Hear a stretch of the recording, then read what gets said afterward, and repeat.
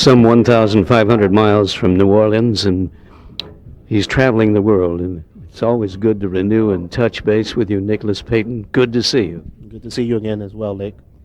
I thought I'd just reach back in time, and there, as I have watched from this part of the country and on a couple of field trips, had a chance to get acquainted with the New Orleans Center for the Creative Arts.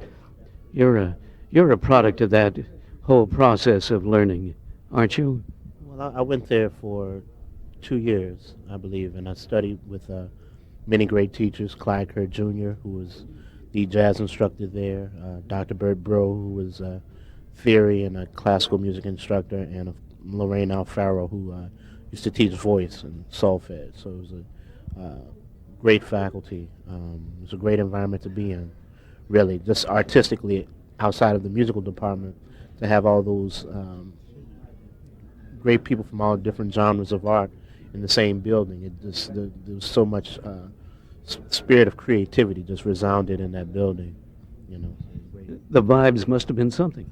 I think so. I mean, it's produced so many great talents. Over the years. Definitely, there's something to it. Mm. For you, in the discipline of it all, you might just describe for a student or two that might be listening in.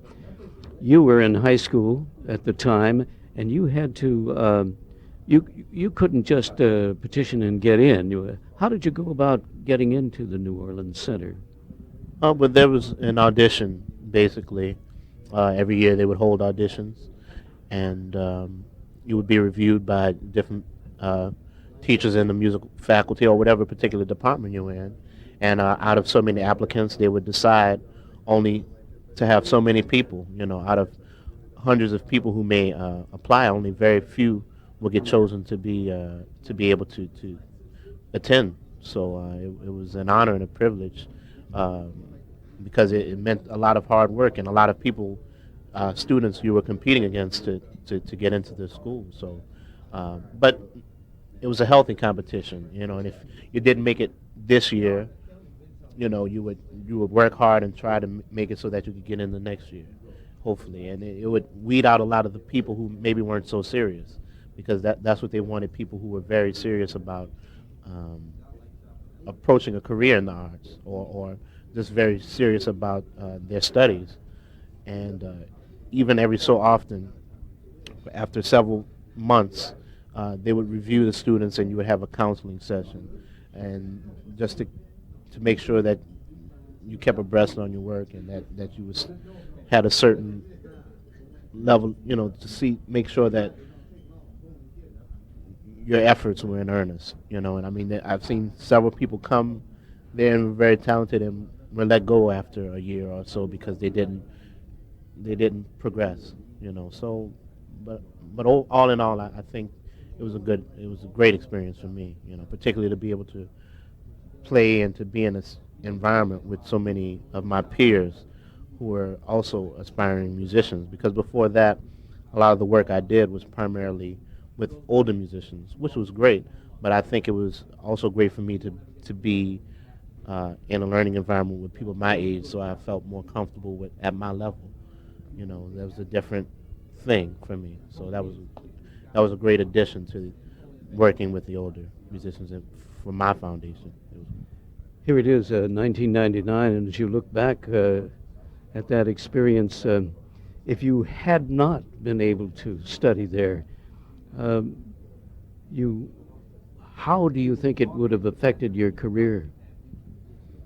I could always say, well, if I had not been a product of two musical parents, or if I had not grown up in New Orleans, there's no telling what would have happened. I guess it wouldn't be me; it would be somebody else. I don't know what that would be. All I know is that I'm grateful for the experience that I had going there, and I definitely feel that certain things happen to people at certain times in their lives that bring out certain things in that person when they're ready, when those experiences are there for that person at a certain time. And when I had an opportunity to go, and the offer was presented to me to attend NOC, then I went, because actually I went a couple of years later than I probably actually was eligible to attend. But I didn't really. I was more interested in playing in the school band, so I didn't really want to go to NOCA because that meant sacrificing being in school and playing in the band. So I opted to stay in school, and then when I thought I was ready to move on to NOCA, and when I wanted to deal with that environment, I did that. But because I had a relationship with my teacher even before I attended NOCA, Clyde Kerr Jr., who was a great trumpet teacher, a great trumpeter, period, jazz trumpeter. He was one of my mentors from very young. I used to sit on my father's living room floor and look up at him playing, from very young, ever since I can remember.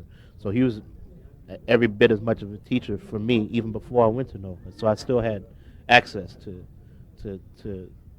his knowledge, in that respect. So it only enhanced everything by being able to study with him on a formal level, and then all the other great instructors who I was introduced to. The Dakota Bar and Grill, St. Paul, Minnesota. The year is 1999. It's March 4th, and it's another visit with Nicholas Payton, who comes into this area and warms us, not only with the New Orleans spirit, but his whole international span, which covers 100 years of this great art form called jazz. It's so good to see you again.